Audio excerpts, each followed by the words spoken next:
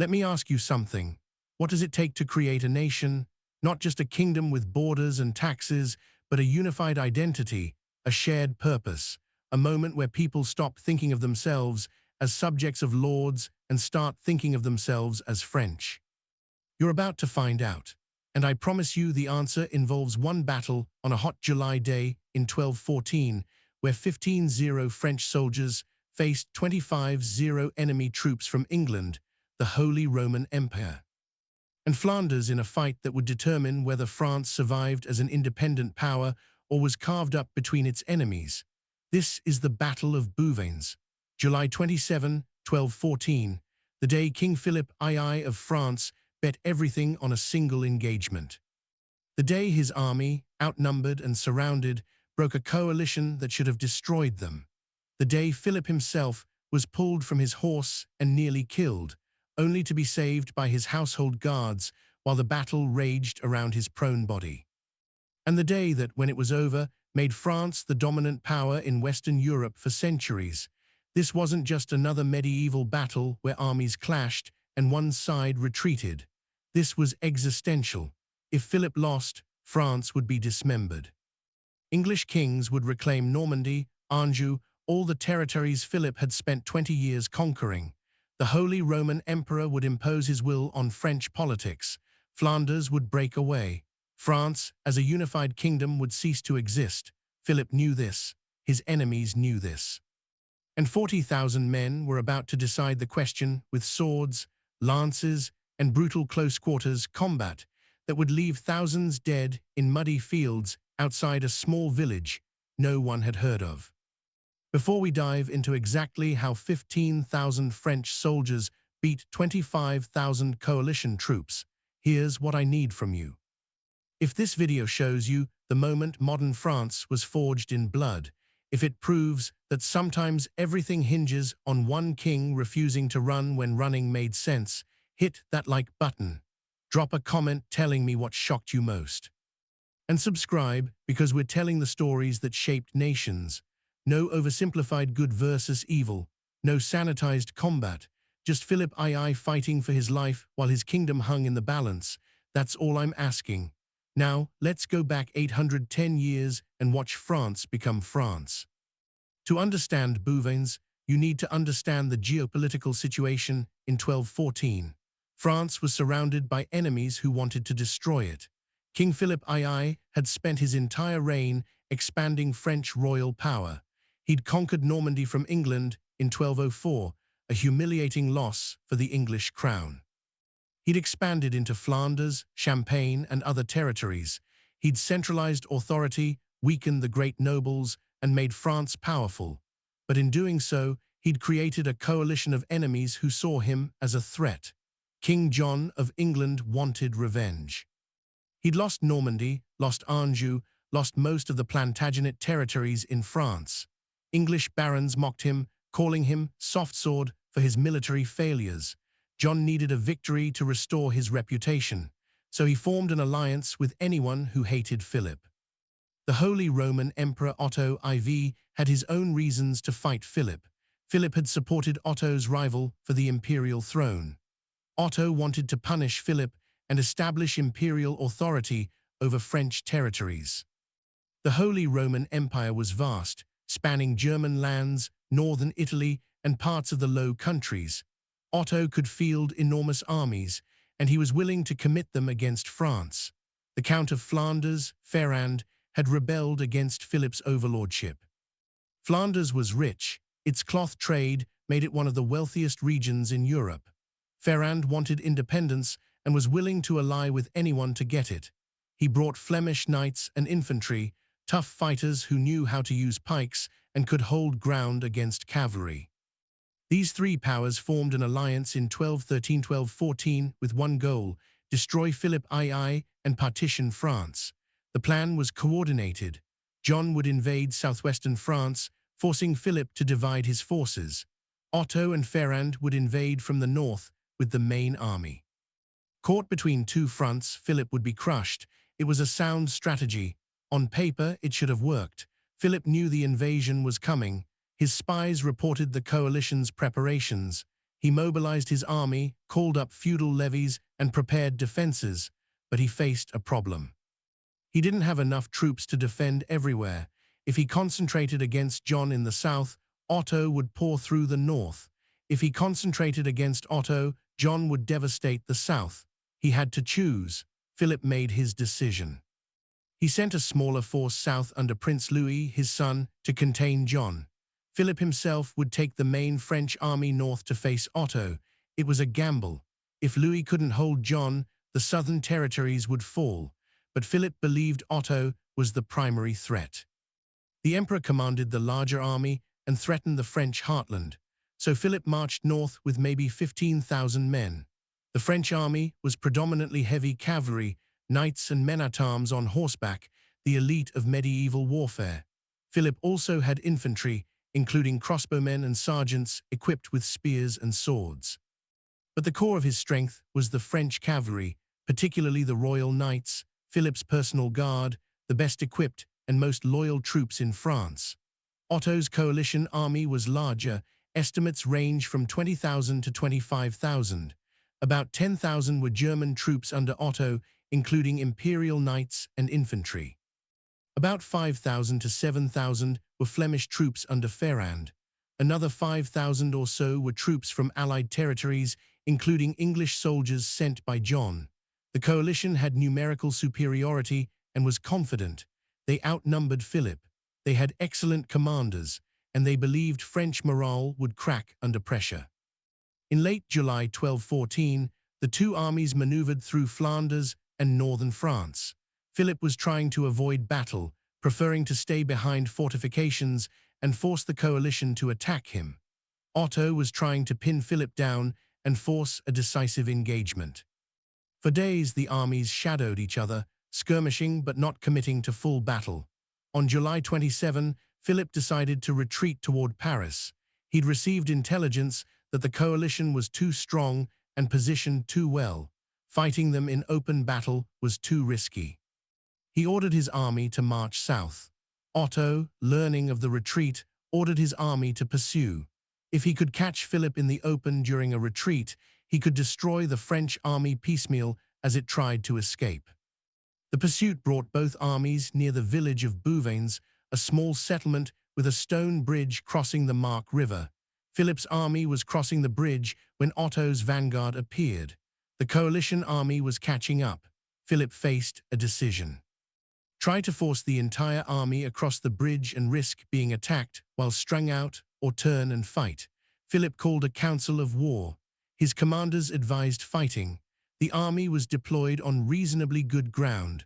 Waiting until they were halfway across the river was more dangerous. And if they fought now, they'd fight as a unified force. Philip agreed. He ordered the army to form up for battle on the west side of the river.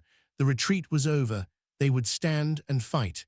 The battlefield was a flat plain, good cavalry ground. A few small woods and streams broke up the terrain, but mostly it was open farmland. The summer heat was brutal. Both armies deployed in the traditional three-division formation. Philip placed his infantry in the center, with himself commanding from there. His cavalry was split between the right and left wings. The coalition deployed similarly, with Otto commanding the center and Flemish and German cavalry on the wings. The battle began around noon, with cavalry clashes on the flanks. French knights on the right wing charged Flemish cavalry. The impact was tremendous. Horses screamed, lances shattered, men were thrown from saddles. The fighting was close-quarters chaos, knights hacking at each other with swords, trying to wound horses to unhorse opponents, then killing them on the ground. The French right wing initially pushed the Flemish back. On the left wing, French cavalry engaged German and Allied troops. This fight was more even. The German knights were heavily armored and disciplined. They held their ground, trading blows with French cavalry in a grinding melee that spread across hundreds of meters. Neither side gained clear advantage. Men fought, died, were replaced by fresh troops, and the fighting continued. In the center, Philip's infantry faced Otto's infantry and dismounted knights. The emperor had placed strong troops in the center, knowing the battle would likely be decided there. The two infantry formations advanced toward each other and collided in a brutal shoving match. Spears stabbed, swords hacked, men in the front ranks died and were pushed aside by those behind. The center became a killing ground where neither side could advance or retreat, just push against each other and die. Philip, commanding from the center, was in the thick of the fighting. Medieval kings were expected to fight personally, to share the danger with their men. Philip wore distinctive armor and was surrounded by his household knights, elite bodyguards sworn to protect him. He moved along the line, encouraging troops, directing reinforcements, and personally engaging in combat. Then disaster struck. A group of German knights recognized Philip. They charged directly at him, trying to kill or capture the French king. Philip's bodyguards intercepted most of them, but one knight with a hooked pike grabbed Philip and pulled him from his horse. Philip crashed to the ground, stunned. The German knight raised his weapon to deliver a killing blow. Philip's household knights swarmed the attacker. They killed him instantly. Then they formed a circle around the fallen king, holding off other attackers while Philip struggled to his feet. For a few terrifying moments, the King of France was on the ground, vulnerable, with enemy soldiers trying to reach him. If Philip had died there, France would have lost the battle and likely the war. His guards paid in blood to keep him alive. Several were killed protecting him. But they held long enough for Philip to remount and withdraw to a safer position. The near death of the king could have broken French morale. Instead, it galvanized them. Word spread that Philip had been pulled from his horse but survived. Soldiers who witnessed it fought with renewed fury. The royal standard, the oriflamme, a sacred red banner that symbolized royal authority, was raised high. French troops rallied around it. The center held, then it pushed forward. On the French right wing, the cavalry had finally broken the Flemish. Count Ferrand himself was captured after a desperate fight where he was pulled from his horse, beaten, and dragged away as a prisoner. With their commander captured and their formation broken, the Flemish cavalry disintegrated. French cavalry pursued, cutting down fleeing troops. Then they wheeled around and attacked the coalition center from the flank. Otto saw his right wing collapsing. He tried to rally the center, but French infantry and cavalry were pressing hard. His troops were exhausted, casualties were mounting, and the psychological impact of Philip's survival and Ferrand's capture was devastating. Then French cavalry from the victorious right wing slammed into the coalition center's flank. The German infantry, already tired, couldn't hold against attacks from two directions. Units started to break. Otto made a decision. The battle was lost. If he stayed, he'd be killed or captured. He ordered his personal guard to cover his retreat and fled the field. The Holy Roman Emperor, abandoning his army, rode east as fast as his horse could carry him. His imperial standard, a symbol of authority, was lost in the chaos. German commanders watched their emperor flee and realized the battle was over. Units that had been holding firm lost cohesion. Retreat turned into rout. The coalition army collapsed. Those who could flee did. Those who couldn't surrendered or were cut down. French cavalry pursued for miles, killing hundreds of fleeing soldiers. The pursuit was brutal. Medieval cavalry showed little mercy to routing enemies, especially when religious and nationalist fervor was involved. This was seen as a holy war, France defending itself against foreign invaders. Quarter was given selectively. By evening, the Battle of Bouvines was over. The coalition had been destroyed. Casualties are hard to estimate precisely, but most sources suggest 5,000 to 10,000 coalition dead, compared to 1,000 to 2,000 French dead. More importantly, the coalition's leadership was shattered. Ferrand of Flanders was captured and would spend years in a French dungeon. Otto IV fled back to Germany, his authority broken. Within a few years, he'd lose the imperial throne to Philip's preferred candidate. King John of England, hearing of the disaster, abandoned his southern campaign and retreated.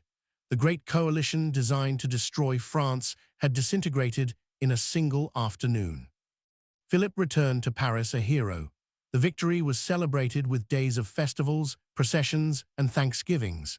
The University of Paris, scholars and students poured into the streets to honor the king. This kind of mass public celebration was unprecedented. Medieval kings usually celebrated victories with the nobility. But Bouvines was different. It was seen as a national victory. France had defended itself against overwhelming odds, and ordinary people felt part of it. The political consequences were immediate and profound. Philip had secured France's northern border. Flanders was brought under firmer royal control. The English lost any hope of reclaiming Normandy or other French territories. Within a year, John would face rebellion from English barons who blamed him for the defeat, leading to the Magna Carta in 1215. Philip's rival for the imperial throne, Frederick II, would secure power in Germany with French support. The balance of power in Western Europe shifted decisively in France's favor, but beyond politics, Bouvines had a cultural impact. It created a sense of French national identity. Before Bouvines, people identified with their region, their lord, their town. After Bouvines, there was a growing sense of being French, of belonging to a kingdom united under the crown. Chronicles written after the battle describe France as an entity, not just the king's domains. This is early, primitive nationalism, but it's real. Bouvines made France a nation, not just a kingdom. Let's analyze what actually happened at Bouvines. How did 15,000 French troops defeat 25,000 coalition soldiers? The answer is leadership, morale, and the decisive moment when Philip survived being pulled from his horse. Numbers first. The coalition had numerical superiority, maybe 60% more troops. In medieval warfare, that's significant but not overwhelming. Battles weren't usually decided by sheer numbers, but by morale, leadership, and which side broke first. The coalition had more men. The French had better cohesion and motivation, leadership. Philip commanded from the front, sharing danger with his soldiers. When he was unhorsed, he didn't retreat or hide. He got back up and kept fighting. That kind of leadership is a force multiplier. Otto, by contrast, fled when the battle turned against him. He abandoned his army to save himself. His troops watched their emperor run, and their morale shattered. Kings and commanders who flee lose battles. Philip staying won his. The decisive moment was Philip's survival. If he died when pulled from his horse, France would have lost. The army would have dissolved. His bodyguards' decision to sacrifice themselves to save him literally saved the kingdom. Medieval battles often turned on the fate of commanders. Lose your king, lose the battle. Philip's guards understood this and paid in blood to keep him alive.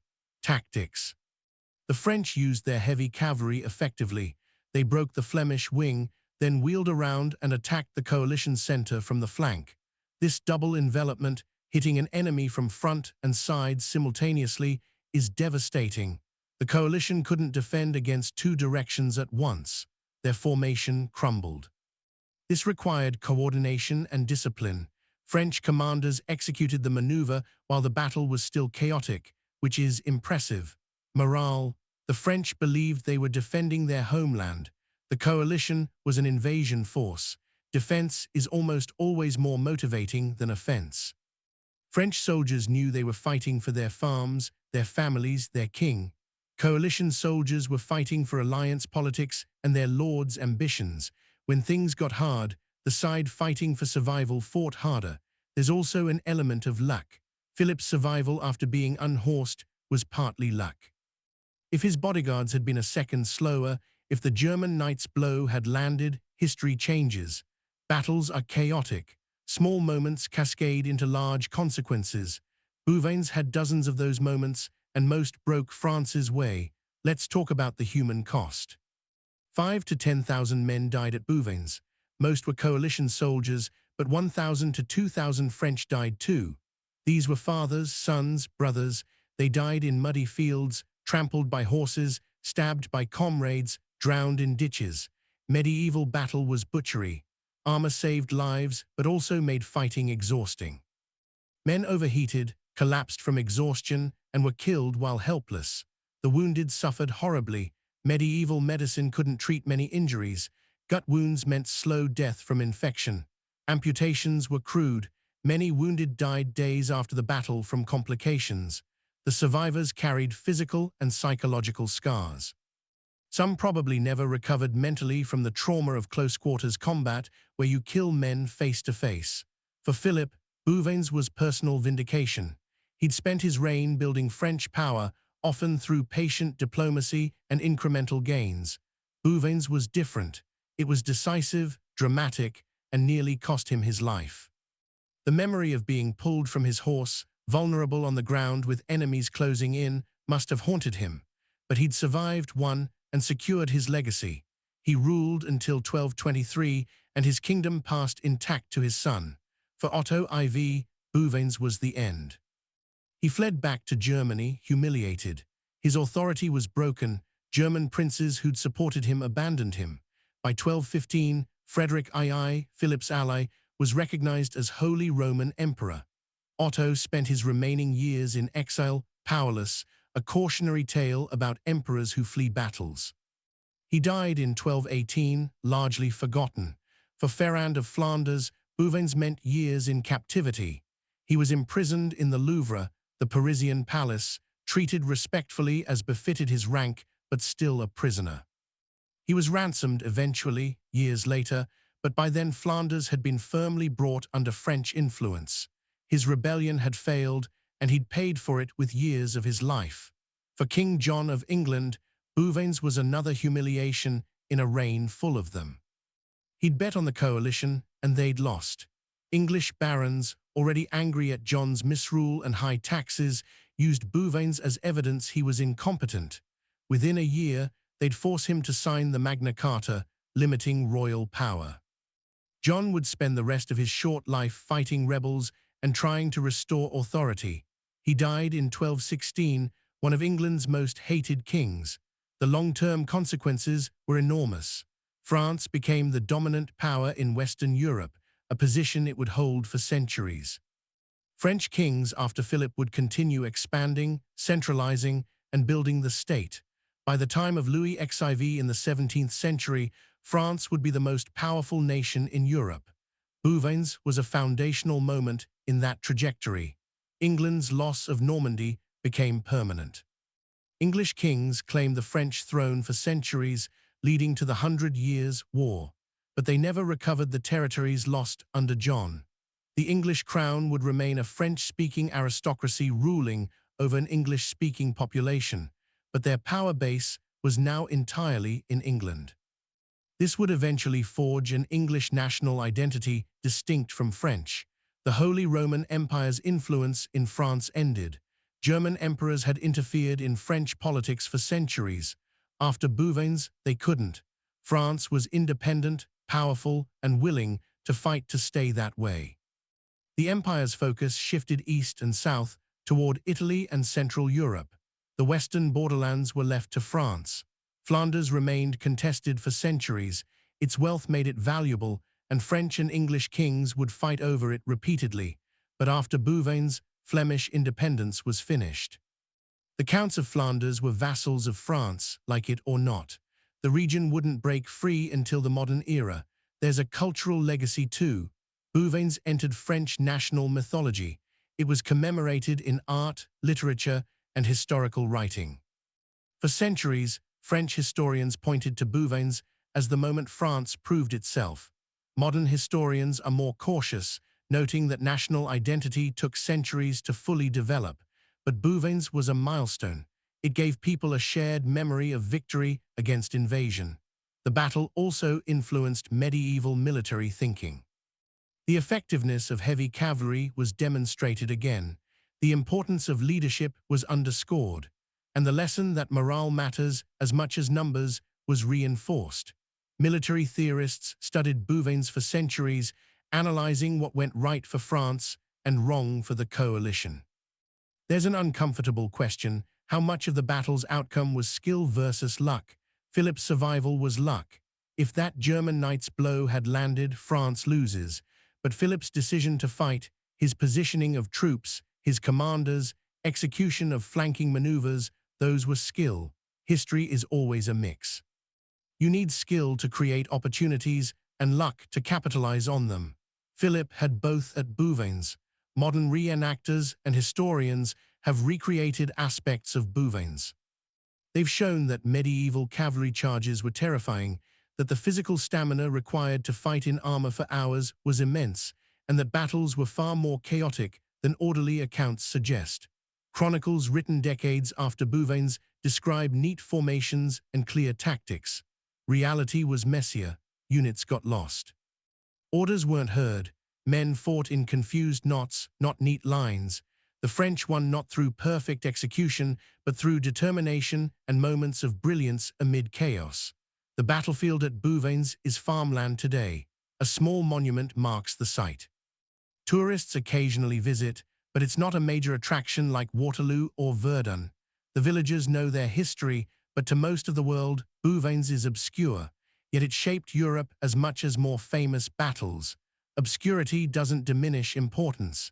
If you're still watching, I want your thoughts. Was Philip's survival at Bouvines luck or divine intervention, as contemporaries believed? Could the coalition have won with better leadership? And how would European history have changed if France had lost? Drop your answers in the comments. Let's debate properly. And if this story showed you a battle that created a nation, if you appreciate history that respects both the brilliance and the chance, hit that subscribe button. We are building a community that values real history, where outcomes aren't predetermined, where leaders make mistakes, and where sometimes everything comes down to whether a king stands back up after being pulled from his horse. That's what we do here.